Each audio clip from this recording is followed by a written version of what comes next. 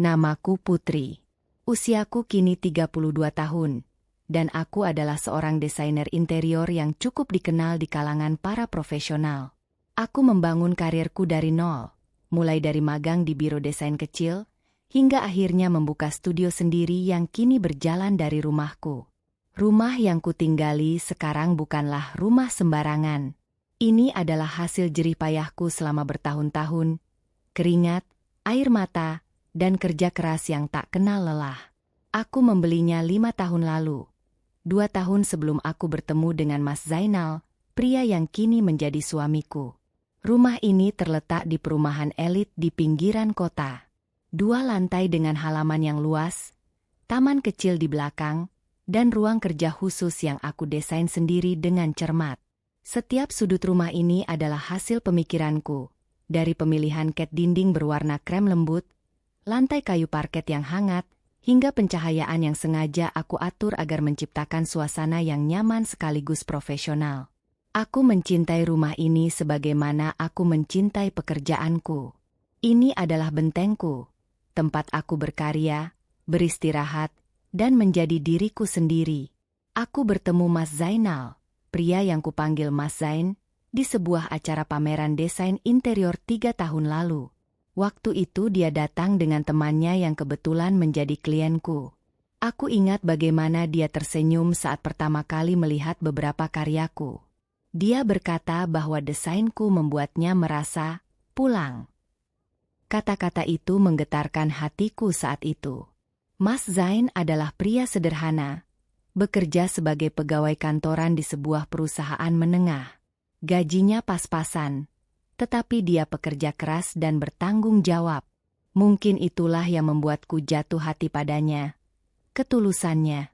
Awal pernikahan kami terasa sangat indah. Aku tidak pernah mempermasalahkan perbedaan penghasilan kami karena aku percaya bahwa pernikahan bukanlah soal materi semata. Aku mencintainya dengan tulus, dan selama 2 tahun pertama, kami benar-benar bahagia. Mas Zain selalu perhatian. Dia sering membantuku di dapur, menemani aku bekerja hingga larut malam dengan menemaniku minum kopi, dan rutin memijat punggungku saat aku terlalu lelah. Aku pikir cinta dan kerjasama seperti ini akan cukup untuk menjalani bahtera rumah tangga hingga tua. Aku bekerja dari rumah karena itu memungkinkanku mengatur waktu dengan lebih fleksibel.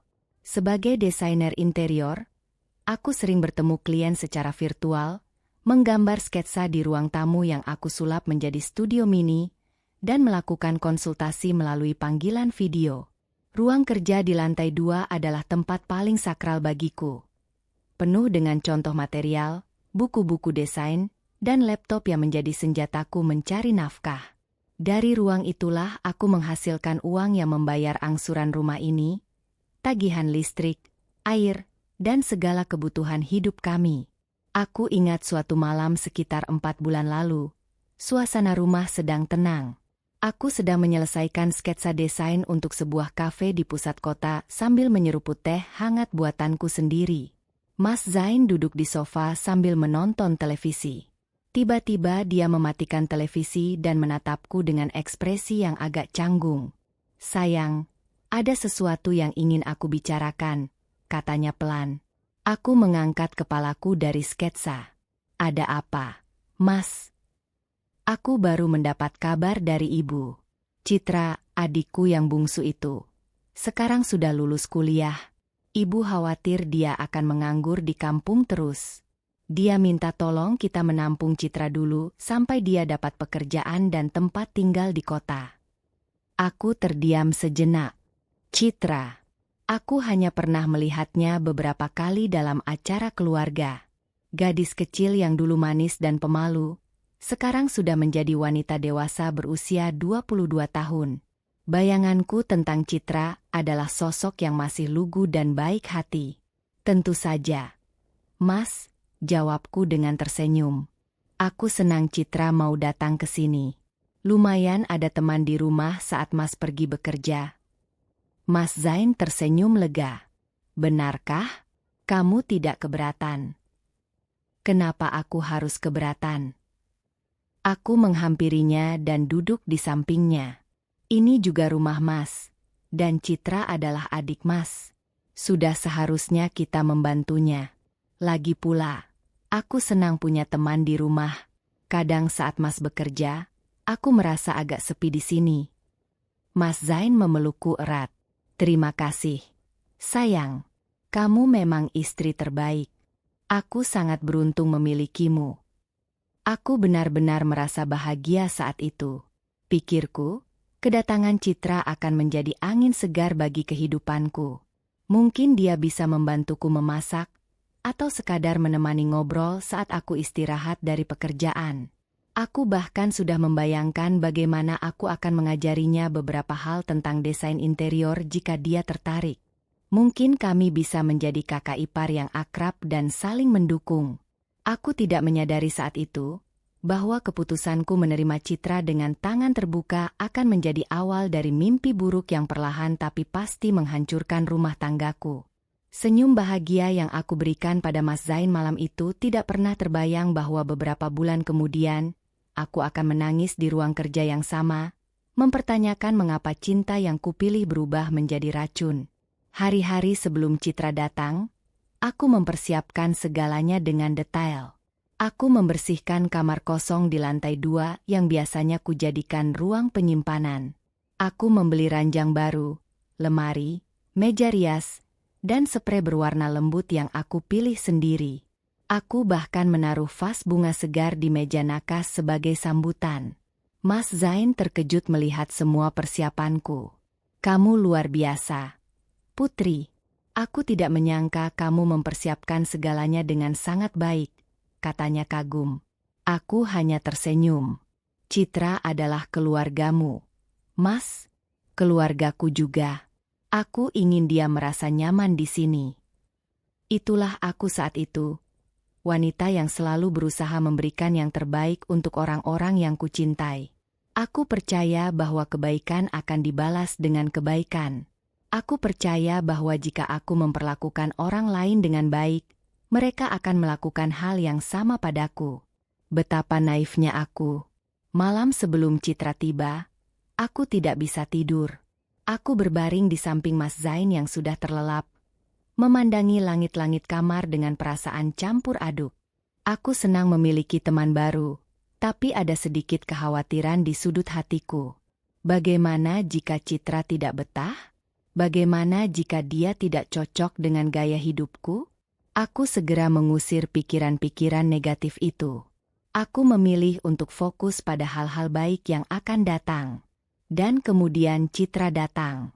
Citra tiba pada hari Minggu pagi. Aku ingat dengan jelas bagaimana dia berdiri di ambang pintu dengan 3 koper besar di sampingnya, tersenyum lebar dengan manisnya. Dia memakai gaun bunga-bunga yang membuatnya terlihat imut dan polos. Matanya berbinar saat melihat rumahku. Rumah kami, yang terlihat megah di pagi hari. Aduh, rumah kakak ipar bagus sekali. Pasti mahal ya? Seru Citra dengan suara ceria saat aku membukakan pintu. Alhamdulillah, ini hasil kerja kerasku selama bertahun-tahun, jawabku dengan bangga. Yuk, masuk. Citra melangkah masuk dan matanya membulat sempurna. Dia memandangi ruang tamu yang luas, lampu gantung kristal yang aku pilih dengan cermat, dan dinding berpanel kayu yang aku desain sendiri. Dia berjalan berkeliling seperti turis yang mengunjungi museum. Mbak Putri, ini luar biasa. Aku tidak pernah bayangkan tinggal di rumah sebagus ini, pekiknya. Mas Zain tersenyum bangga. Ya, Mbak Putri memang berbakat. Rumah ini semua hasil dia. Citra menatapku dengan kagum. Mbak Putri pasti hebat sekali. Semoga aku juga bisa seperti Mbak Putri suatu hari nanti. Aku tersenyum mendengar pujian itu. Amin. Yuk, aku antar ke kamarmu. Aku sudah menyiapkan semuanya. Kami berjalan ke lantai 2. Citra terkesiap saat melihat kamar yang aku siapkan. Wah, kamarnya bagus sekali. Mbak Putri sungguh perhatian. Hari-hari pertama Citra di rumahku terasa menyenangkan. Dia banyak bertanya tentang pekerjaanku, tentang desain interior, tentang bagaimana aku bisa membeli rumah sebesar ini. Aku dengan senang hati menjelaskan semuanya. Sesekali dia membantu mencucikan piring atau menyapu teras. Aku mulai berpikir bahwa semua kekhawatiranku sia-sia. Citra tampak seperti gadis baik yang ingin belajar.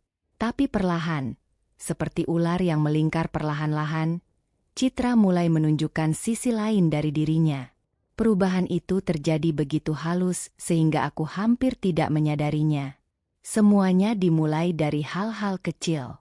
Suatu pagi, sekitar 3 minggu setelah Citra tinggal di rumahku, Mas Zain sedang bersiap-siap berangkat kerja.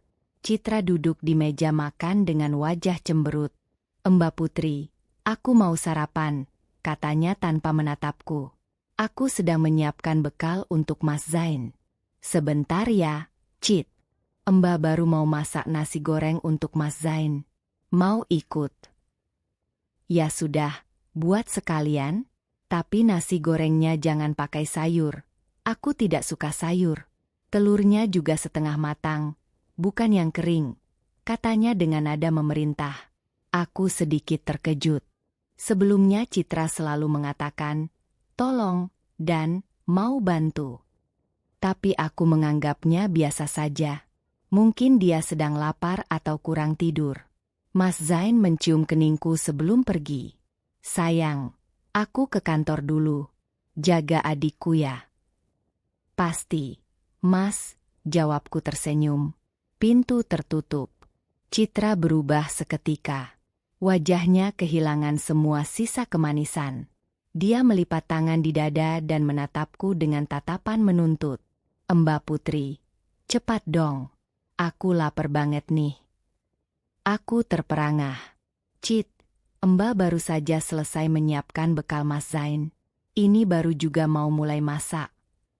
"Ya udah, cepetin. Jangan banyak alasan." Aku mencoba tetap sabar dan bergegas ke dapur. Aku menggoreng nasi dengan bahan-bahan yang tersedia, memastikan tidak ada sayur dan telur setengah matang seperti permintaannya. Ketika aku menyajikan makanan di meja, Citra mengambil piringnya dan mencicipi. Dia mengernyitkan hidungnya. "Mbak Putri, nasi gorengnya terlalu asin. Dan telurnya kok agak matang? Aku udah bilang setengah matang." "Maaf, Cit. Mbak coba perbaiki lain kali," kataku mencoba menenangkan. Citra mendengus dan mendorong piringnya ke tengah meja. "Aku udah ogah makan. Buatin aku roti aja yang pakai selai coklat." Aku menarik napas dalam-dalam. "Baik, Cit." Sejak hari itu, sikap Citra semakin menjadi-jadi. Setiap kali Mas Zain pergi, dia berubah menjadi orang yang sama sekali berbeda. Dia memperlakukanku seperti pembantu yang harus melayani semua keinginannya. Dia tidak pernah mencuci piringnya sendiri, tidak pernah membereskan kamarnya, tidak pernah membantu pekerjaan rumah sama sekali. Bahkan dia dengan santainya meninggalkan pakaian kotor di kamar mandi dan memintaku mencucinya. "Mbak Putri, setrika baju aku. Aku mau ke mall nanti." "Mbak Putri, aku haus. Ambilkan minum." "Mbak Putri, kamar mandi aku kotor. Bersihkan." Tapi yang paling menyakitkan adalah saat Mas Zain ada di rumah. Citra akan berubah menjadi gadis manis yang penurut. Dia akan membantuku di dapur sambil bercerita dengan lucu. Dia akan mencuci gelas-gelas kotor tanpa diminta. Dia akan tersenyum ramah dan memanggilku, "Mbak Putri sayang," dengan nada yang membuat Mas Zain tersenyum bangga. "Lihat, sayang, Citra sudah mau membantu. Dia bisa beradaptasi dengan baik di sini," kata Mas Zain suatu malam setelah melihat Citra mencuci piring, sesuatu yang tidak pernah dia lakukan saat aku sendirian bersamanya. Aku terdiam. Bagaimana aku bisa menjelaskan pada suamiku bahwa adiknya adalah aktor ulung yang mampu berpura-pura di depannya? Suatu siang, Citra kembali melakukan hal yang membuatku nyaris kehilangan kesabaran. Aku sedang asyik mengerjakan sketsa desain untuk klien dari Jakarta. Batas waktu pengiriman tinggal 2 hari dan aku tidak bisa menunda. Citra masuk ruang kerjaku tanpa mengetuk. Sesuatu yang sudah sering dia lakukan meskipun aku sudah berulang kali memintanya mengetuk terlebih dahulu. Mbak Putri, aku mau kamu buatkan es jeruk. Udah panas banget di sini. Cit, Mbak sedang sibuk. Ada kulkas di dapur. Ambil sendiri, jawabku tanpa mengalihkan pandangan dari laptop. Citra menghentakkan kakinya. Aku sudah bilang aku haus. Kamu pilih kerjaanmu daripada melayaniku? Nanti aku lapor ke kakak. Aku menghela napas panjang. Citra, tolong dewasa sedikit. Mbak ini sedang bekerja. Aku punya deadline yang harus aku kejar. Kalau kamu mau minum, ambil sendiri. Kamu bukan anak kecil. Tanpa peringatan, Citra meraih mouse di mejaku dan mengklik sana-sini. Awas, Citra, jangan. Terlambat. Program desainku tiba-tiba mati. File yang belum aku simpan hilang begitu saja. Berjam-jam pekerjaan lenyap dalam sekejap. Citra, apa yang sudah kamu lakukan? Itu pekerjaanku. Klienku akan marah. Citra malah tertawa. Sudahlah, cuma file. Kerjain lagi dong. Lagian desainmu itu jelek, Mbak. Aku lihat kafe kayak gitu banyak di mana-mana. Aku benar-benar marah. Ini pertama kalinya aku membentak Citra dengan suara keras. Kamu keterlaluan, Citra. Aku sudah bersabar dengan semua kelakuanmu. Dari memperlakukanku seperti pembantu, merusak pekerjaanku. Sampai sekarang, aku tidak tahu lagi apa yang kamu mau dari aku. Citra menatapku dengan mata menyipit. Kemudian, tanpa berkata apa-apa, dia keluar ruangan. Aku tahu ini bukan akhir. Malamnya, Citra datang menemui Mas Zain dengan mata berkaca-kaca. Dia menangis di hadapan kakaknya, menceritakan bagaimana Mbak Putri memarahiku habis-habisan hanya karena aku minta tolong dibikinkan minum. Dia bilang aku membencinya, bahwa aku tidak suka dia tinggal di sini. Aku cuma mau dekat dengan kakak ipar. Kak, aku sudah berusaha membantu sebisa aku. Tapi Mbak Putri selalu marah-marah padaku. Dia bilang aku ini beban. Kak, isak Citra. Mas Zain menatapku dengan tatapan yang tidak pernah aku lihat sebelumnya. Tatapan yang penuh dengan kecurigaan dan kekecewaan. Putri, apa benar kamu marah pada Citra? Dia cuma anak kecil yang ingin belajar dari kakaknya. Dia membelanya. Suamiku sendiri membela fitnah adiknya. Dan saat itu aku menyadari bahwa mungkin aku benar-benar sendirian. Malam itu adalah malam terburuk dalam hidupku. Aku berbaring di ranjang dengan punggung menghadap Mas Zain. Air mata mengalir diam-diam membasahi bantal. Di luar, hujan turun deras seperti menandakan kesedihan yang kurasakan saat ini. Di dalam kamar, dingin menusuk tulang meskipun selimut menutupi tubuhku. Mas Zain tidak mengatakan apa-apa setelah pertengkaran kami di ruang tamu. Dia hanya menggelengkan kepala dengan ekspresi kecewa dan berjalan ke kamar tidur lebih dulu, meninggalkanku terpaku di ruang tamu yang tiba-tiba terasa begitu asing. Aku memutar badan dan menatap punggung suamiku. Lelaki yang dulu selalu memelukku saat aku menangis, lelaki yang selalu membelaku dalam setiap masalah, kini memilih membelakangi aku. Lelaki yang sama kini memilih mempercayai kata-kata adiknya daripada istrinya sendiri. Hatiku terasa seperti diremas-remas. Sesak napas menahan tangis yang tak mau reda. Aku ingin berteriak, ingin mengguncang bahunya dan bertanya mengapa dia begitu mudah percaya pada Citra. Tapi aku terlalu lelah. Fisikku lelah, mentalku lelah, dan yang paling menyiksa, hatiku lelah. Hari-hari setelah pertengkaran itu tidak pernah sama. Citra seperti mendapatkan kekuatan baru setelah melihat kakaknya membelanya. Dia menjadi semakin berani, semakin kejam, dan semakin pandai memutarbalikkan keadaan. Sementara aku merasa seperti berjalan di atas kulit telur setiap saat. Setiap gerakanku diawasi, setiap kata-kataku dicurigai, Setiap tindakanku diinterpretasikan sebagai permusuhan terhadap Citra. Aku terjebak dalam lingkaran setan yang tak berujung. Suatu pagi, Mas Zain baru saja berangkat ke kantor. Pintu masih tertutup rapat ketika Citra sudah muncul dari kamarnya dengan wajah masam. Pagi itu aku sudah bangun sejak subuh untuk menyelesaikan pekerjaan yang tertunda karena insiden file hilang akibat ulah Citra. Aku duduk di ruang kerja dengan mata sembab dan kepala pusing, berusaha mengejar deadline yang semakin mendekat.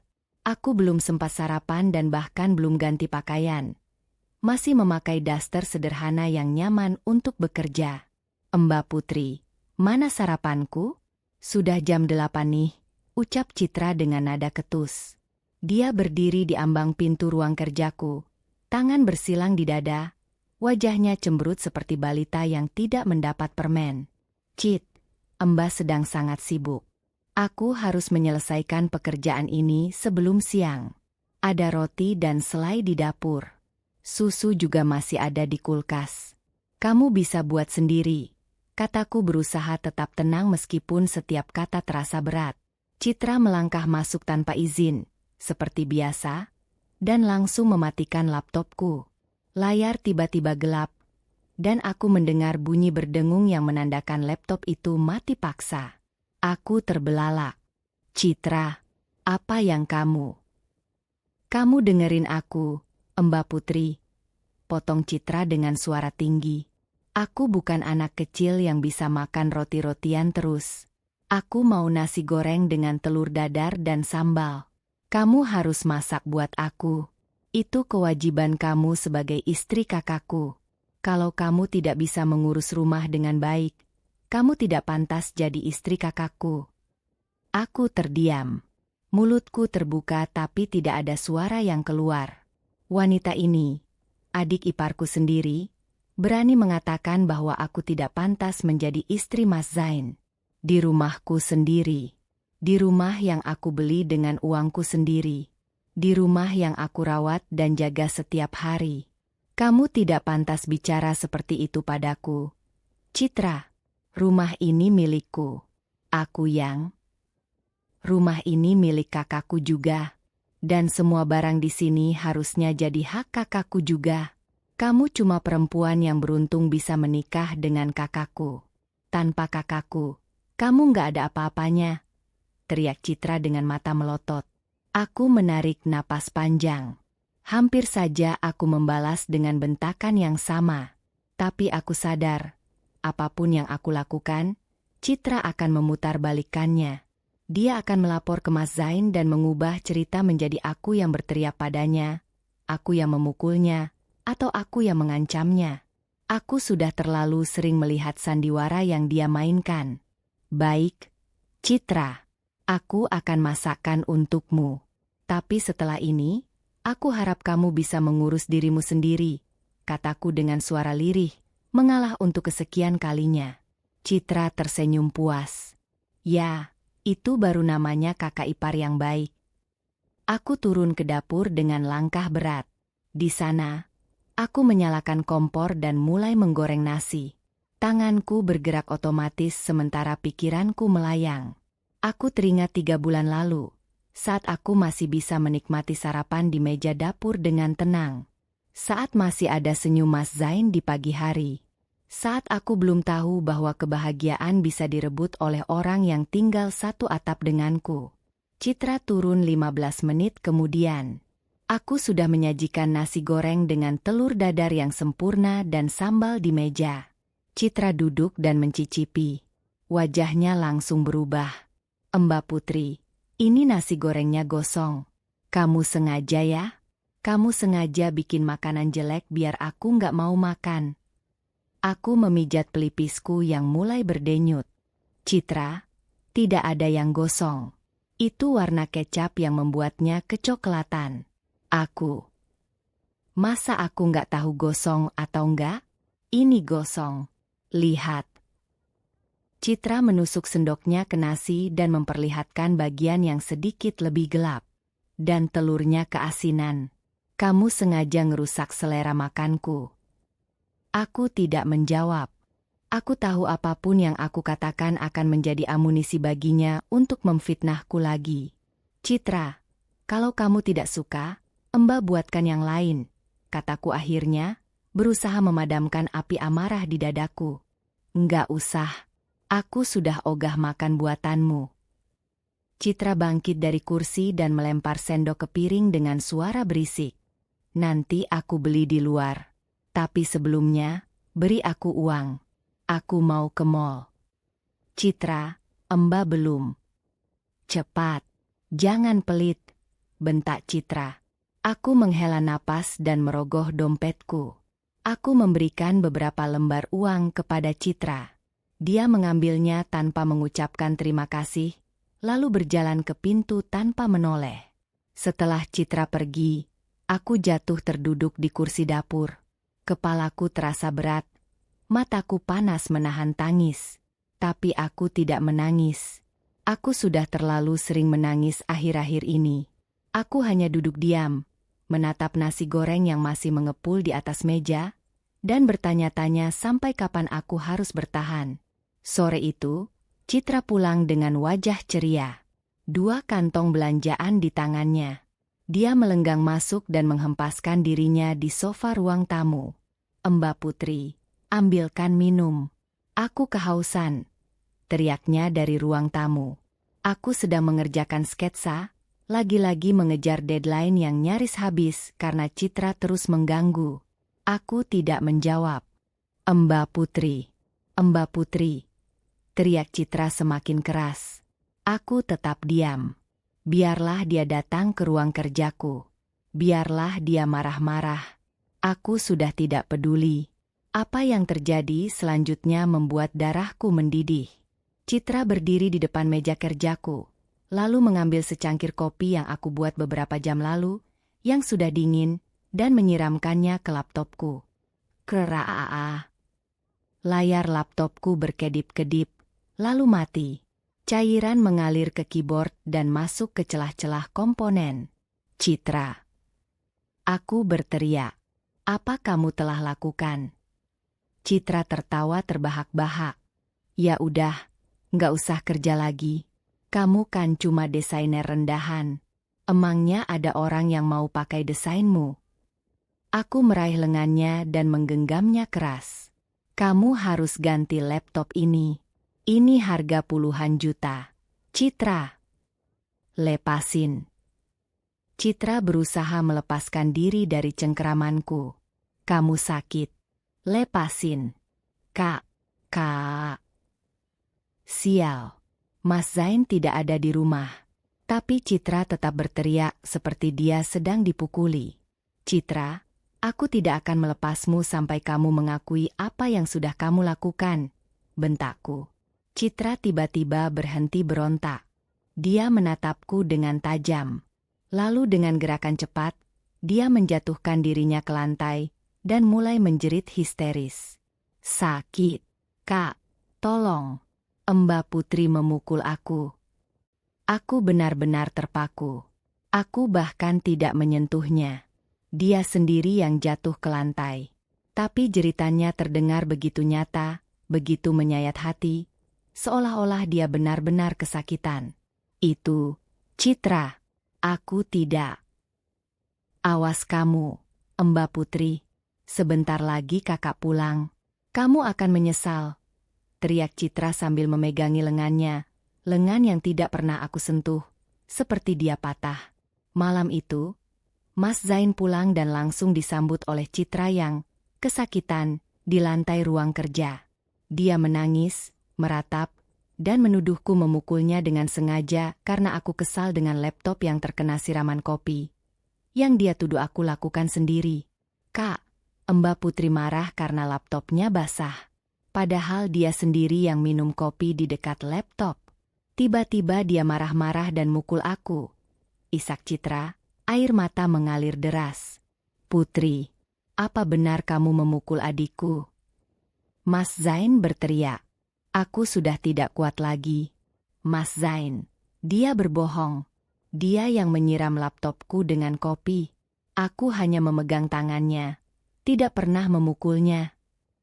Kak, Aku sakit. Citra memegangi lengannya lagi. Mas Zain mendekatiku. Matanya merah. Kamu terlalu kejam, Putri. Aku tidak percaya kamu tega memukul adikku. Mas, dia berbohong. Aku tidak. Diam, bentak Mas Zain. Aku terdiam. Suamiku membentakku. Di depan adiknya yang jelas-jelas berbohong. Aku tidak lagi memiliki suami. Yang ada hanya seorang lelaki yang buta karena cinta buta pada adiknya sendiri. Malam itu, aku tidur di ruang tamu, membiarkan Mas Zain dan Citra di kamar tidur. Saat aku memejamkan mata, aku berjanji pada diriku sendiri bahwa ini adalah malam terakhir aku menjadi korban. Pagi-pagi sekali, saat matahari masih malu-malu muncul dari balik bukit, aku sudah bangun dan membersihkan diri. Aku memutuskan untuk tidak membiarkan Citra dan Mas Zain menguasai kehidupanku. Aku punya pekerjaan yang menungguku, klien yang percaya padaku, dan yang terpenting, diriku sendiri yang harus kuselamatkan. Aku menyalakan laptop cadanganku, yang aku beli untuk berjaga-jaga, dan mulai bekerja. Untungnya, sebagian besar file desainku tersimpan di cloud. Meskipun laptop utamaku rusak, aku masih bisa melanjutkan pekerjaan dengan laptop ini. Aku bertekad untuk tidak membiarkan Citra menghancurkan karierku. Citra dan Mas Zain masih tidur. Aku memanfaatkan waktu sepi ini untuk bekerja sebanyak mungkin. Sampai akhirnya, sekitar jam 8, Mas Zain terbangun dan bersiap-siap ke kantor. Seperti biasa, dia tidak bicara padaku. Dia hanya melempar pandangan sinis ke arahku sebelum keluar rumah. Sayang, aku ke kantor dulu. Jaga Citra ya, katanya singkat. Kata-kata, jaga Citra, terasa seperti belati yang menusukku. Aku hanya mengangguk tanpa berkata apa-apa. Pintu ditutup. Aku mendengar langkah kaki Citra di lantai 2. Dia turun dengan wajah lesu, masih mengenakan piyama. Mbak Putri, aku mau sarapan, katanya cuek. Hari itu, aku memutuskan untuk tidak mengalah. Ada roti di atas meja. Susu di kulkas. Buat sendiri, Citra. Citra membelalak. Apa? Kamu? Aku bukan pembantumu, Citra. Dan mulai hari ini, aku tidak akan melayanimu lagi. Kamu sudah dewasa. Kamu bisa mengurus dirimu sendiri. Atau kamu bisa pergi dari rumahku. Citra terdiam. Mungkin dia tidak menyangka akhirnya aku berani melawan. Tapi dengan cepat, ekspresinya berubah menjadi penuh kebencian. Baik, Mbak Putri. Aku tahu kamu sedang marah. Tapi ini tidak akan berakhir di sini, katanya dengan suara dingin. Aku tidak menggubrisnya. Aku kembali ke ruang kerja dan terus bekerja. Sore harinya, ada sesuatu yang mengganjal di hatiku. Aku ingat bahwa laci perhiasanku di kamar tidur utama tidak terkunci. Selama ini aku selalu membiarkannya terbuka karena aku percaya pada Mas Zain dan Citra. Tapi setelah semua yang terjadi, naluriku mengatakan ada yang tidak beres. Aku memutuskan untuk memeriksa perhiasanku. Aku berjalan menuju kamar tidur utama dengan langkah pelan. Saat aku mencapai tangga, aku melihat pintu kamarku terbuka sedikit. Aneh. Aku yakin aku menutup pintu kamar tadi pagi sebelum keluar. Aku mendekat perlahan, berusaha tidak menimbulkan suara. Dari celah pintu yang sedikit terbuka, aku melihat bayangan seseorang di dalam kamar. Itu Citra. Dia sedang membongkar laciku. Laci berisi perhiasan yang aku simpan di sisi kiri lemari. Tangannya bergerak cepat, mengambil satu persatu perhiasan dan memeriksanya. Aku melihat kilauan emas dari gelang ibuku di tangannya. Citra, teriakku membuka pintu lebar-lebar. Citra tersentak kaget. Gelang emas itu jatuh dari tangannya dan berguling di lantai karpet. Matanya membulat penuh ketakutan sesaat, tapi dengan cepat berubah menjadi marah. Kamu ngapain di sini? Serunya defensif. Aku yang harus bertanya apa yang kamu lakukan di kamarku. Bentakku, berjalan mendekatinya. Aku melihat laci perhiasanku berantakan. Kalung, cincin, anting, dan gelang-gelang lain berserakan. Citra berusaha melindungi dirinya di balik tangannya. Aku cuma.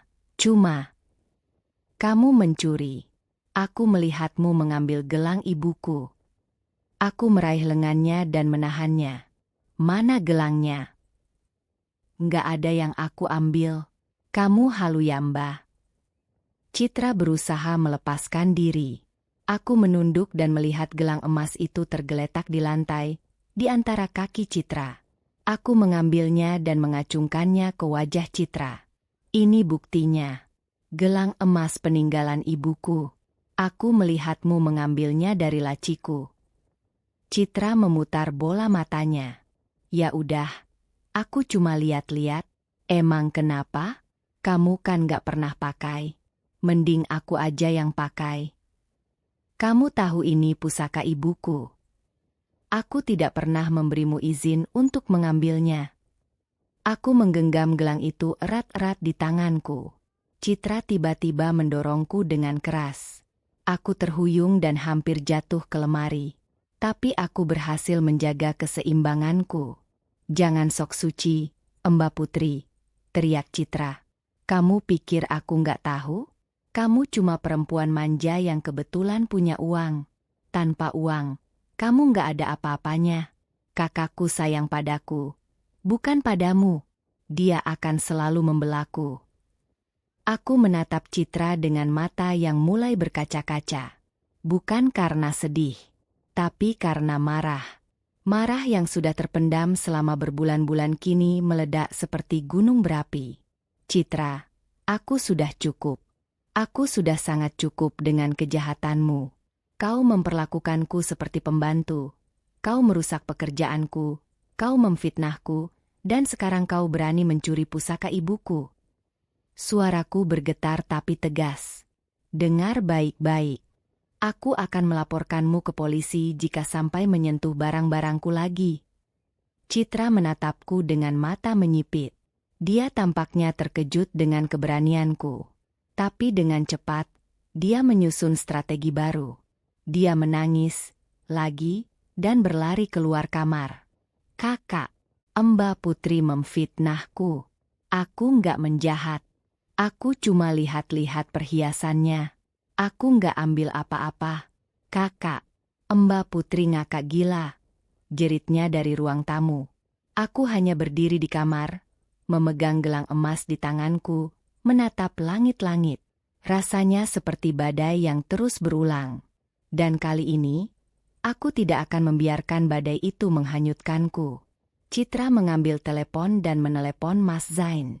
Aku mendengar dari kamar bagaimana dia meratap, menangis, dan menuduhku.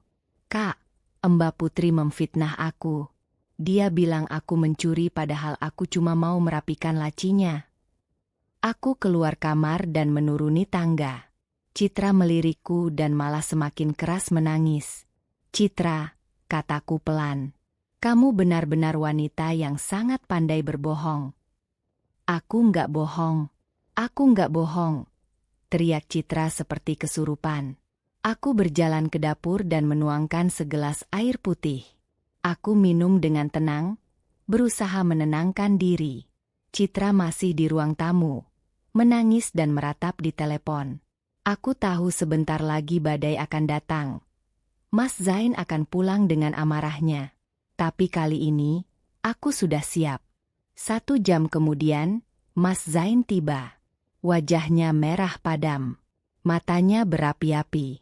Dia langsung menghampiriku di ruang tamu tanpa melepas sepatu.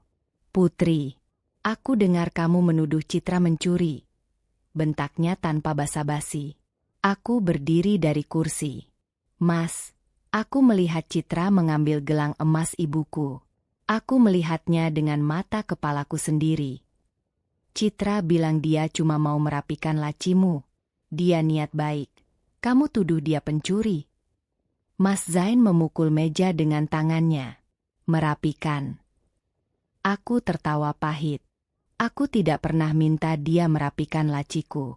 Laci perhiasan itu tidak berantakan sampai dia membongkarnya. Dan ini, aku mengeluarkan gelang emas itu dari sakuku. Ini ada di tangannya saat aku masuk. Mas Zain meraih gelang itu dan melemparkannya ke lantai. Kamu pikir aku sebodoh itu, Putri? Citra adikku. Aku kenal dia sejak kecil. Dia tidak mungkin mencuri. Tapi, dia tidak mungkin, teriak Mas Zain, mendekatiku. Kamu selalu saja mencari-cari kesalahan Citra. Kamu iri karena aku perhatian padanya. Kamu tidak suka dia tinggal di sini, bukan? Mas Zain, aku tidak iri. Cukup.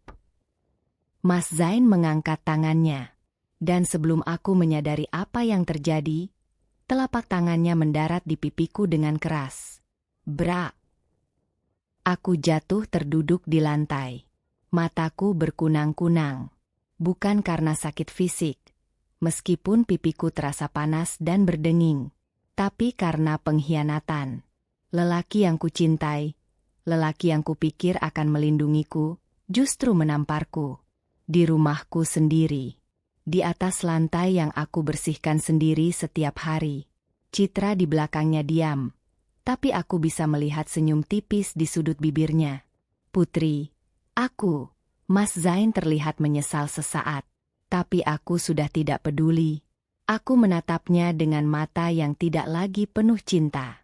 Kau sudah memilih, kataku pelan. Dan kau harus siap dengan konsekuensinya. Aku masih terduduk di lantai ruang tamu ketika Mas Zain pergi ke dapur untuk mengambil air. Citra masih berdiri di sudut dengan ekspresi puas yang dia coba sembunyikan. Aku menatap lantai parket yang kukenal dengan baik. Setiap serat kayu, setiap goresan kecil yang aku ingat kapan terjadi. Aku ingin melompat, ingin berteriak, ingin membalas tamparan itu.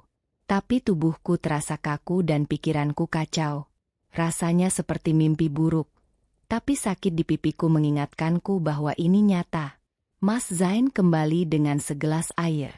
Aku melihat tangannya sedikit gemetar. Mungkin dia menyesali perbuatannya. Tapi penyesalan tidak bisa mengembalikan apa yang sudah terjadi. Dia mendekat, berniat membantuku berdiri. Aku menepis tangannya. Jangan sentuh aku, kataku dengan suara serak. Putri, aku, suaranya bergetar.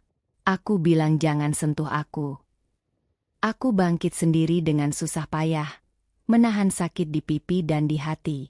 Kau sudah menunjukkan siapa dirimu, Mas Zain. Kau bukan suami yang kukenal. Suamiku tidak akan pernah menampar istrinya. Citra mendekati kakaknya dan menautkan tangannya di lengan Mas Zain. Kak, jangan dengarkan dia. Dia hanya berpura-pura menjadi korban. Padahal dialah yang jahat padaku. Aku menatap Citra dengan tatapan yang membuatnya mundur selangkah. Kau, Citra, adalah ular berbisa yang menyusup ke rumahku. Kau menghancurkan pernikahanku dengan kebohonganmu. Tapi ingat, kebohongan tidak akan bertahan selamanya. Kakak, lihat dia. Dia mengancamku.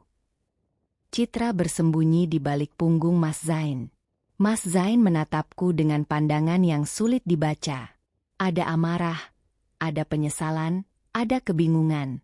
Tapi yang jelas, dia masih memilih adiknya. Putri, aku minta kamu minta maaf pada Citra, katanya pelan. Aku terbahak. Apa? Minta maaf? Aku yang harus minta maaf? Dia yang mencuri. Dia yang memfitnahku, dia yang menghancurkan hidupku. Dan aku yang harus minta maaf. Kamu keterlaluan, Putri. Citra masih muda. Dia butuh bimbingan, bukan sikap benci darimu. Kamu buta, Mas Zain. Benar-benar buta. Aku menggelengkan kepala. Tapi tidak apa. Aku sudah terbiasa dengan kebutaanmu akhir-akhir ini. Aku berjalan menuju kamar tidur dengan langkah gemetar. Di dalam kamar, aku mengunci pintu dan jatuh di atas ranjang. Aku menangis. Bukan tangis isak tangis seperti sebelumnya, tapi tangis yang keluar dari lubuk jiwa yang paling dalam. Tangisan seorang wanita yang merasa dikhianati oleh orang yang paling dicintainya. Aku mendengar suara Citra dan Mas Zain di luar. Citra masih terus meratap dan menuduhku. Mas Zain menghiburnya. Suara mereka samar-samar, seperti gema dari dunia yang jauh. Aku menutup telingaku dengan bantal, berusaha membungkam dunia yang tiba-tiba terasa begitu kejam. Berjam-jam aku berbaring di kamar. Aku tidak keluar untuk makan. Aku tidak keluar untuk bekerja. Aku hanya berbaring, memandangi langit-langit kamar, dan mengingat setiap momen bahagia yang pernah aku miliki dengan Mas Zain. Kenangan-kenangan itu kini terasa seperti mimpi yang tidak nyata. Bagaimana mungkin lelaki yang sama yang dulu membelikan teh hangat saat aku sakit, kini menamparku dan membela pencuri di depanku? Menjelang malam, aku mendengar suara pintu kamar yang diketuk pelan. "Putri, buka pintunya." Aku minta maaf. Suara Mas Zain di balik pintu. Aku tidak menjawab. "Putri, aku benar-benar minta maaf. Aku tidak seharusnya menamparmu." Aku. Dia berhenti. Aku mendengar suara isaknya. "Aku sayang sama kamu." Aku bingung. Aku tidak tahu harus percaya siapa. Dia bingung? Aku tersenyum pahit di dalam gelap. Dia bingung harus percaya siapa, padahal aku istrinya, wanita yang telah berbagi hidup dengannya selama 3 tahun.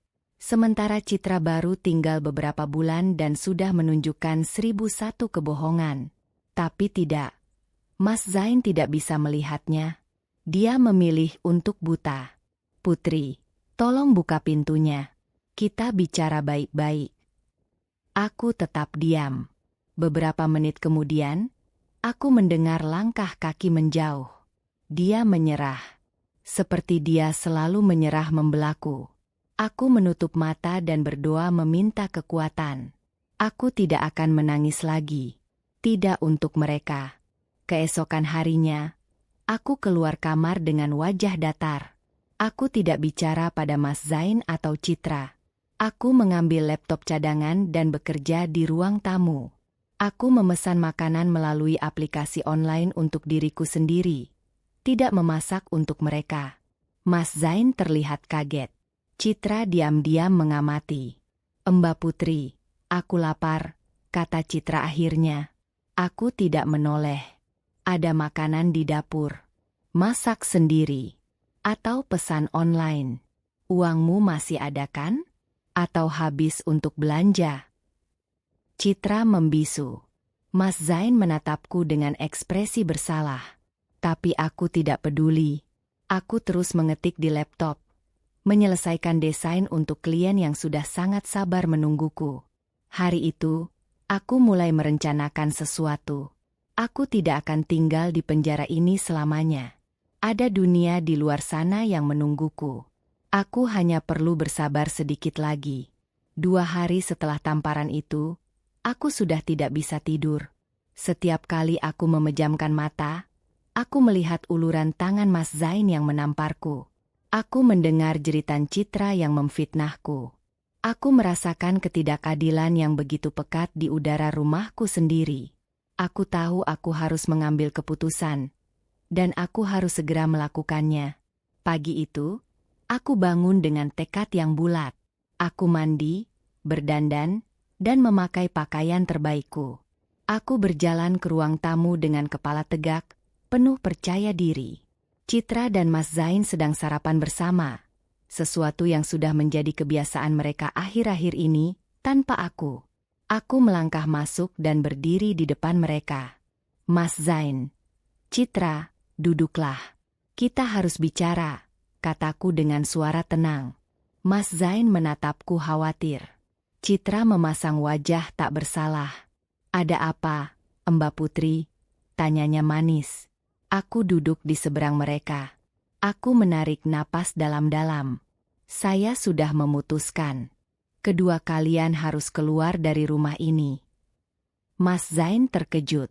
"Apa? Putri, kamu serius?" "Aku serius." Mas. Aku menatapnya tepat di mata. Rumah ini atas namaku. Aku yang membeli dan membayar semua cicilannya. Aku juga yang membayar semua tagihan dan kebutuhan sehari-hari selama ini. Aku tidak bisa lagi tinggal bersama orang-orang yang menyakitiku. Tapi aku suamimu. Ini rumah kita. Mas Zain bangkit dari kursi.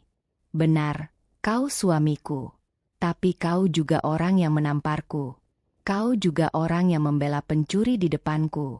Kau juga orang yang membiarkan adikmu memperlakukanku seperti pembantu selama berbulan-bulan.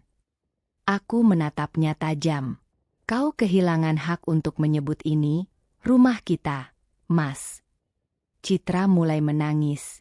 Kak, lihat dia. Dia mengusir kita. Citra, diam. Aku menatapnya dengan tatapan dingin yang membuatnya terkejut. Ini pertama kalinya aku membentaknya di depan Mas Zain. Kau, Citra, adalah orang yang paling aku sesali pernah aku terima di rumah ini. Aku menyambutmu dengan tangan terbuka, tapi kau membalasnya dengan kebohongan, pencurian, dan penghancuran rumah tanggaku. Tapi, aku sudah bicara dengan pengacara, Mas Zain. Aku memotong kata-kata Citra. Aku sudah menyiapkan surat peringatan. Jika kalian tidak pergi dalam waktu 3 hari, aku akan melaporkan Citra ke polisi atas tuduhan pencurian. Aku punya bukti. Gelang itu masih aku simpan. Dan aku punya saksi dari beberapa klien yang datang ke rumah dan melihat sikap Citra selama ini.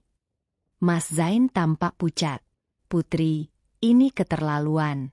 Citra adikku. Aku tidak peduli dia adikmu. Aku berdiri. Kau harus memilih, Mas Zain. Pilih aku, dan usir Citra dari rumah ini. Atau pilih Citra, dan kau kehilangan aku selamanya. Mas Zain terdiam. Dia menatapku, lalu menatap Citra yang masih menangis. Waktu terasa berhenti.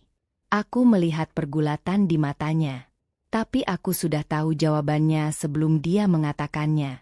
Putri, aku tidak bisa mengusir Citra. Dia masih muda. Dia belum punya tempat tujuan, katanya pelan. Aku tersenyum, senyum yang tidak sampai ke mataku. Aku sudah tahu kau akan memilihnya. Aku sudah tahu sejak pertama kali kau membelanya, mencampakkanku, dan menamparku. Putri. Kau punya waktu sampai besok malam untuk mengemas barang-barang kalian. Jika tidak, aku akan menghubungi pengacara dan polisi. Aku berbalik meninggalkan mereka. Di belakangku, aku mendengar Citra berbisik pada Mas Zain. Kak, dia benar-benar gila. Aku takut. Tapi aku tidak peduli lagi. Aku sudah muak. Aku sudah lelah. Aku sudah selesai dengan semua ini.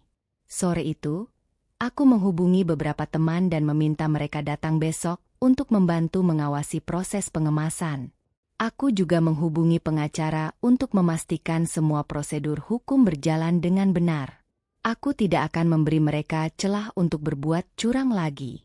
Malam harinya, Mas Zain mencoba mendekatiku saat aku di ruang kerja. Putri, tolong. Kita bisa bicara baik-baik. Aku menatapnya tanpa ekspresi. Kita sudah bicara. Mas, kau sudah memilih. Sekarang jalani konsekuensinya. Tapi aku sayang kamu. Aku tidak mau kehilanganmu. Aku tertawa pahit. Kau sayang aku? Lalu mengapa kau menamparku? Mengapa kau mempercayai Citra daripada aku? Sayangmu hanya kata-kata kosong. Mas Zain, aksi nyatamu menunjukkan yang sebaliknya. Mas Zain terdiam. Air mata mengalir di pipinya. Untuk pertama kalinya, aku melihatnya menangis. Tapi aku tidak tergerak. Aku sudah terlalu sering menangis karena dia. Besok, kalian harus pergi. Jangan buat ini lebih sulit dari yang sudah terjadi, kataku dingin. Aku menutup pintu ruang kerja dan menguncinya. Aku duduk di kursiku, menatap langit malam di luar jendela. Besok, semuanya akan berakhir.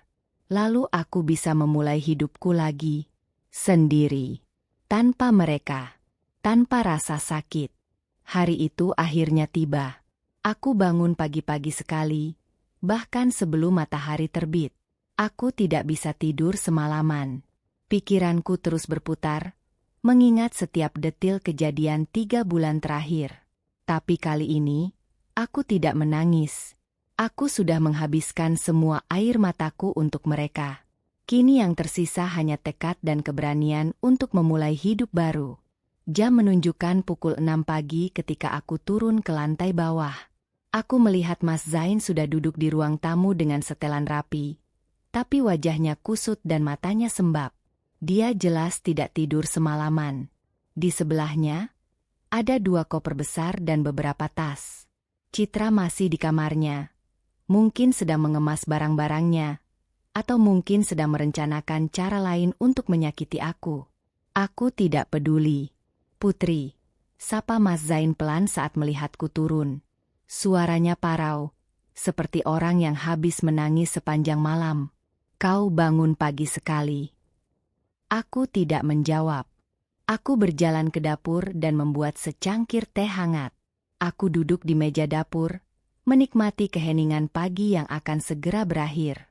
Di ruang tamu, Mas Zain masih duduk termenung. Aku bisa merasakan tatapannya menembus dinding dapur, tapi aku memilih untuk mengabaikannya. Pukul 7, Citra turun dengan wajah cemberut. Dia mengenakan jaket dan membawa tas ransel besar. Tidak ada koper seperti Mas Zain. Mungkin dia berencana meninggalkan sebagian barangnya di sini. Tapi aku sudah memikirkannya. Aku akan mengirimkan semua barangnya ke rumah orang tua Mas Zain. Aku tidak ingin ada alasan baginya untuk kembali ke rumah ini. Mbak Putri, aku mau sarapan dulu sebelum pergi, kata Citra dengan nada menuntut. Bahkan di saat-saat terakhir sekalipun, dia masih memperlakukanku seperti pembantu. Aku menatapnya dingin. Ada roti di atas meja, susu di kulkas. Ini terakhir kalinya aku mengatakannya. Kamu bisa mengurus dirimu sendiri. Citra mendengus kesal, tapi dia tidak berani membantah. Mungkin dia menyadari bahwa kekuasaannya atas aku sudah berakhir. Dia berjalan ke dapur, mengambil sepotong roti tanpa mengucapkan terima kasih, dan kembali ke ruang tamu. Aku mendengar bisikan mereka. Citra mengatakan sesuatu pada Mas Zain, mungkin memintanya untuk membujukku. Tapi Mas Zain hanya menggelengkan kepala. Untuk pertama kalinya, aku melihat ada keraguan di wajahnya. Mungkin dia mulai menyadari bahwa aku serius, bahwa ini bukan sekadar ancaman kosong. Jam menunjukkan pukul 8 ketika bel pintu berbunyi. Aku membukanya dan menemukan 2 temanku, Rina dan Dina, yang sudah aku minta datang untuk membantu mengawasi. Mereka berdua adalah sahabatku sejak SMA, orang-orang yang tahu perjuanganku membangun hidup dari nol. Rina bekerja sebagai pengacara, sementara Dina adalah psikolog. Aku membutuhkan mereka berdua hari ini. Rina untuk memastikan semua proses berjalan legal, dan Dina untuk menjaga kewarasanku. Putri, apa kabar? Sapa Rina sambil memelukku erat. Matanya berbinar simpati. Dia sudah tahu semua ceritaku. Aku menceritakan semuanya padanya 2 hari lalu, saat aku memutuskan untuk mengusir mereka. Aku baik. Rin, lebih baik dari sebelumnya, jawabku dengan senyum tipis. Kami di sini untukmu, kata Dina sambil menepuk punggungku. Kau tidak sendiri, Putri. Mereka masuk dan melihat Mas Zain serta Citra di ruang tamu. Rina segera mengeluarkan dokumen-dokumen yang sudah dia siapkan. Surat peringatan resmi, surat pengusiran, dan pernyataan bahwa aku akan melapor ke polisi jika mereka tidak pergi dengan sukarela. Mas Zainal, saya Rina, pengacara Putri, kata Rina dengan nada profesional. Saya sudah menyiapkan beberapa dokumen yang perlu Anda baca dan tanda tangani. Ini adalah pernyataan bahwa Anda dan adik Anda, Citra, secara sukarela meninggalkan properti milik klien saya, Putri. Dan ini adalah pernyataan bahwa Anda tidak akan mengganggu atau menghubungi klien saya di masa mendatang kecuali untuk urusan perceraian yang akan diproses secara terpisah. Mas Zain terpaku. Matanya membulat saat melihat dokumen-dokumen itu. Perceraian? Putri, apa benar kau mau bercerai denganku? Aku menatapnya dengan tatapan kosong. Kau masih bertanya? Setelah semua yang terjadi, kau masih bertanya? Tapi aku suamimu. Kita bisa memperbaiki ini. Aku janji akan berubah. Suaranya meninggi, bercampur antara putus asa dan marah. Kau sudah punya banyak kesempatan untuk berubah, Mas. Tapi kau memilih untuk mempercayai Citra, menamparku, dan menghancurkan semua yang sudah kita bangun bersama. Aku menghela napas panjang.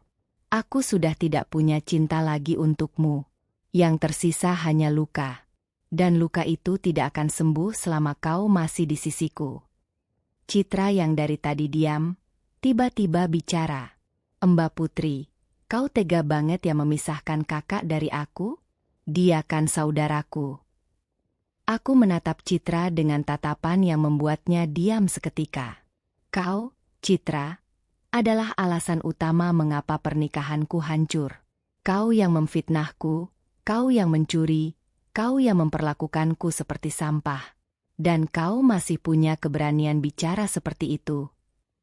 Tapi, cukup, bentakku. Aku sudah muak mendengar suaramu. Hari ini adalah hari terakhir kau berada di rumahku. Manfaatkan dengan baik. Citra membungkam. Dia menatap kakaknya dengan mata berkaca-kaca. Tapi Mas Zain tidak membelanya kali ini. Dia hanya menunduk, pasrah menerima kenyataan bahwa adiknya memang yang bersalah. Proses pengemasan berlangsung selama 2 jam. Rina dan Dina mengawasi setiap langkah, memastikan Citra tidak mengambil barang-barang yang bukan miliknya. Aku melihat Citra berusaha menyelipkan beberapa perhiasan palsu ke dalam tasnya, tapi Dina dengan sigap menegurnya. Citra, tolong keluarkan semua barang yang bukan milikmu, kata Dina dengan tegas.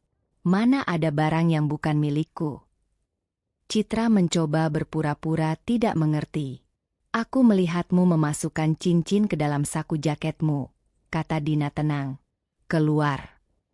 Citra menggerutu tapi akhirnya mengeluarkan cincin itu. Aku tidak tahu milik siapa cincin itu. Mungkin salah satu perhiasan murahanku yang tidak pernah aku pakai.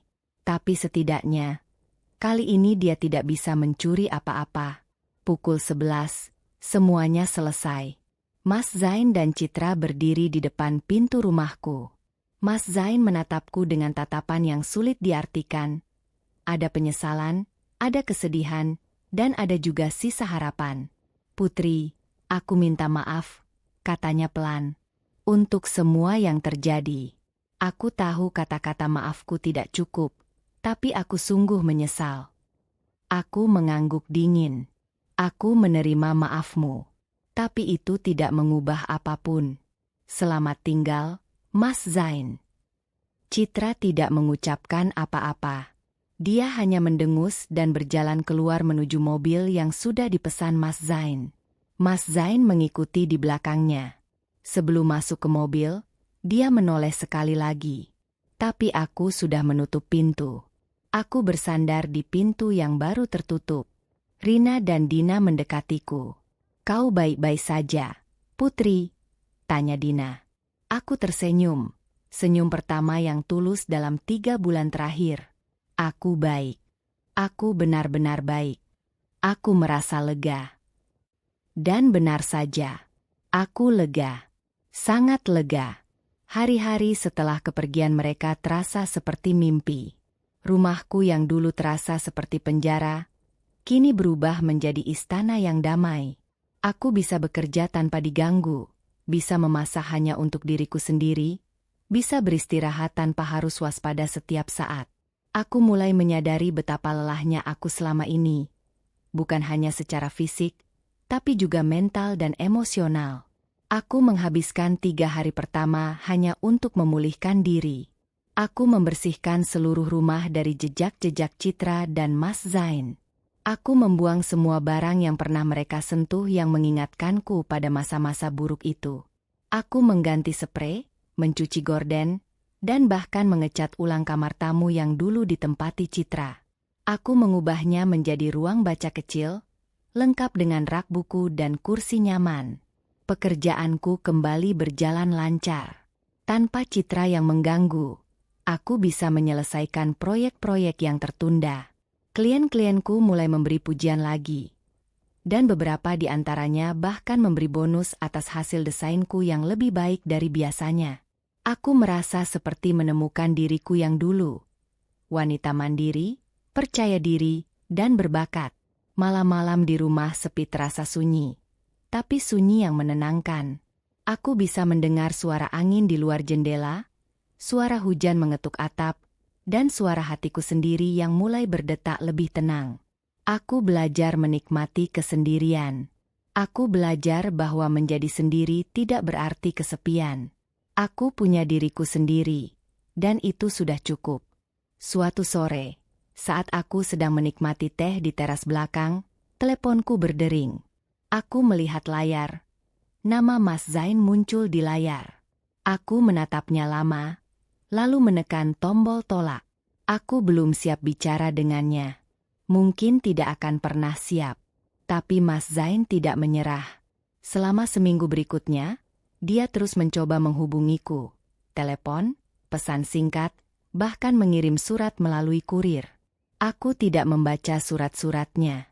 Aku meminta Rina untuk menanganinya secara legal. Rina mengirimkan surat resmi bahwa aku sedang dalam proses perceraian dan memintanya untuk tidak menghubungiku secara langsung. Dan kemudian, di hari ketujuh setelah mereka pergi, aku menerima pesan yang berbeda. Bukan dari Mas Zain, tapi dari ibu mertuaku, ibunya Mas Zain. Pesan itu berbunyi, "Putri sayang, ibu minta maaf atas semua yang terjadi. Ibu baru tahu dari Zainal tentang perbuatan Citra. Ibu sangat kecewa pada Citra, dan ibu sudah memintanya kembali ke kampung. Ibu harap kau mau memberi kesempatan kedua untuk Zainal. Dia menyesal, Putri. Dia sungguh menyesal. Tolong, untuk ibu, pertimbangkan untuk kembali padanya." Aku menatap pesan itu lama. Air mata menggenang di mataku. Tapi aku tidak menangis. Aku hanya menghela napas panjang dan membalas pesan itu dengan satu kalimat. "Ibu, saya sudah mengambil keputusan. Saya mohon ibu menghormatinya." Keesokan harinya, Mas Zain datang ke rumahku. Bel pintu berbunyi tepat saat matahari mulai condong ke barat. Aku sedang duduk di ruang tamu dengan secangkir teh hijau, membaca buku desain interior baru yang aku beli. Aku tidak mengharapkan tamu. Rina dan Dina tidak bilang akan datang, dan aku sudah memesan makanan online untuk makan malam nanti. Jadi siapa yang datang? Aku berjalan ke pintu dan membukanya. Di depanku berdiri Mas Zain. Tapi dia tidak seperti Mas Zain yang aku kenal. Wajahnya kuyu, matanya cekung dan merah, rambutnya berantakan, dan janggutnya mulai tumbuh tidak rapi. Dia memakai kemeja lusuh yang tidak disetrika, tidak seperti biasanya yang selalu rapi. Dia terlihat seperti seseorang yang tidak tidur dan tidak makan selama berminggu-minggu. "Putri," suaranya parau, nyaris berbisik. Aku terkejut. Aku tidak menyangka dia akan datang langsung. "Mas Zain, aku sudah bilang." Aku tahu kau sudah bilang." Dia mengangkat tangannya, memohon. "Tapi aku harus bicara denganmu. Tolong, beri aku waktu 5 menit. Hanya 5 menit. Setelah itu, aku pergi dan tidak akan mengganggumu lagi." Aku menatapnya lama. Pria di depanku ini adalah pria yang sama yang menamparku seminggu yang lalu. Tapi entah mengapa, melihatnya sekarang, begitu hancur, begitu remuk, hatiku sedikit melunak. Aku menghela napas. "Masuklah," kataku singkat. Tapi hanya 5 menit. Dia melangkah masuk dengan hati-hati, seperti orang yang takut akan menginjak tanah yang terlarang. Matanya menyapu ruang tamuku. Sekarang ruang tamuku, bukan lagi rumah kami. Aku melihatnya menatap perubahan-perubahan kecil yang aku buat. Foto pernikahan kami sudah aku turunkan dan aku simpan di gudang.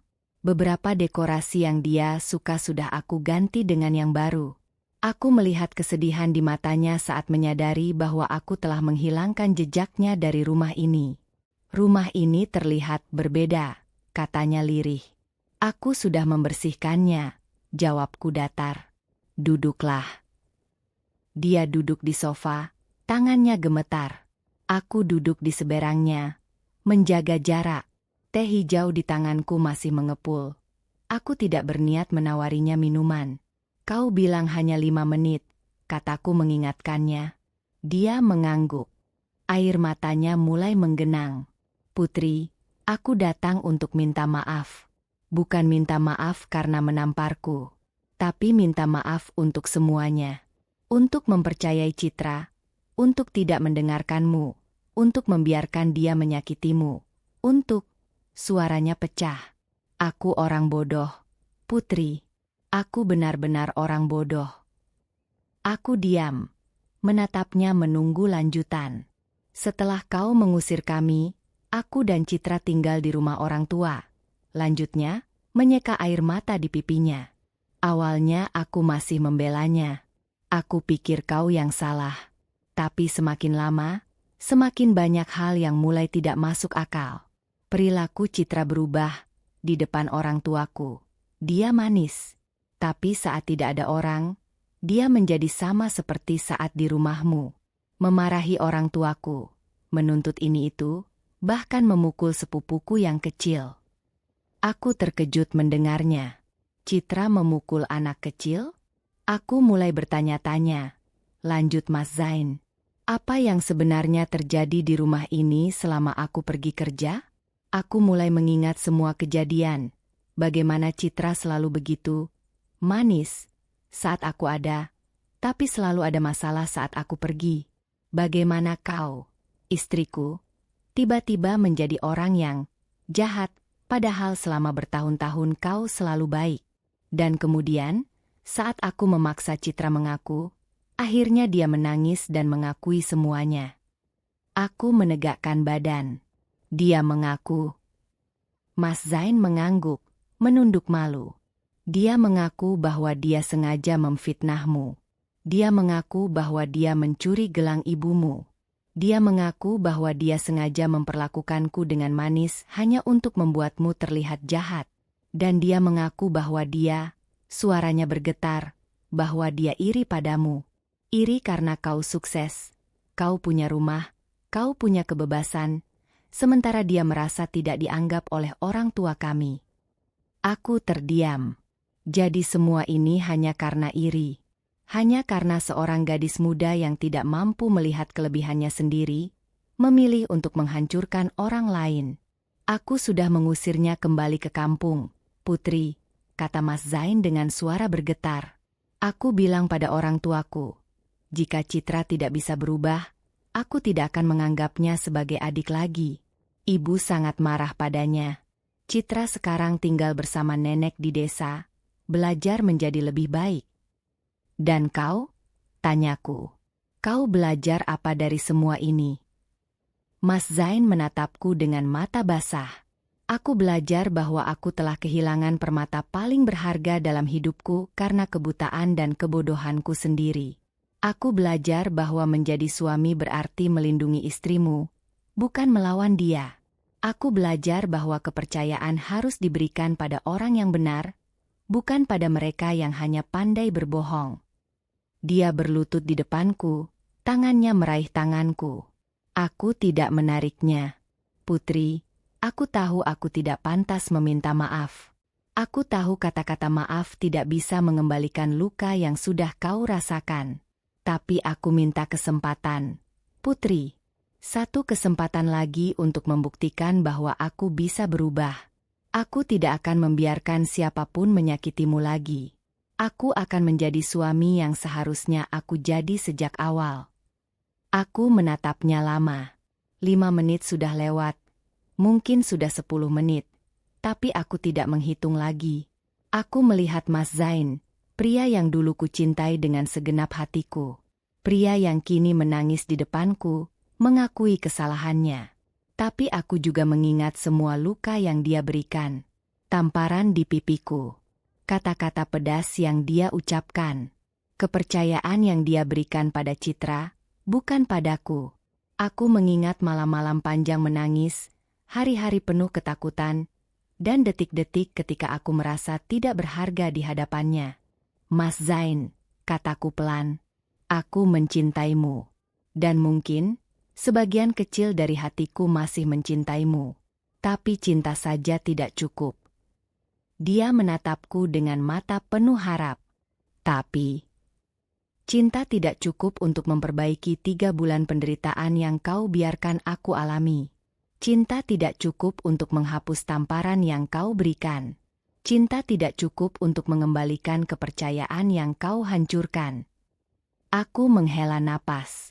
Aku butuh waktu. Mas, bukan untuk kembali padamu, tapi untuk menyembuhkan diriku sendiri. Putri, kau bilang kau akan berubah, tapi aku tidak bisa mempercayaimu begitu saja. Aku butuh melihatnya. Dan itu membutuhkan waktu. Banyak waktu. Mas Zain terdiam. Dia menunduk, air matanya menetes ke lantai. Lalu dia mengangguk pelan. Aku mengerti, katanya lirih. Aku akan menunggumu. Berapapun waktu yang kau butuhkan. Aku akan membuktikan bahwa aku bisa berubah, bahwa aku layak mendapatkan kesempatan kedua dari orang seperti dirimu. Dia berdiri dan berjalan menuju pintu. Di ambang pintu, dia menoleh. Aku akan selalu mencintaimu, Putri, sampai kapanpun. Pintu tertutup. Aku tetap duduk di sofa, menatap pintu yang tertutup. Air mataku mengalir, tapi aku tersenyum. Aku tidak tahu apakah aku akan memberinya kesempatan. Tapi untuk pertama kalinya, aku merasa bahwa apapun yang terjadi, aku akan baik-baik saja. Aku bukan lagi wanita yang terjebak dalam pernikahan yang menyakitkan. Aku bukan lagi korban dari adik ipar yang kejam dan suami yang buta. Aku adalah Putri. Aku adalah desainer interior berbakat yang memiliki rumah sendiri, karir sendiri, dan hidup sendiri. Aku tidak membutuhkan pria manapun untuk menjadi lengkap. Aku sudah lengkap dengan diriku sendiri. Aku menatap keluar jendela. Sore mulai berganti senja.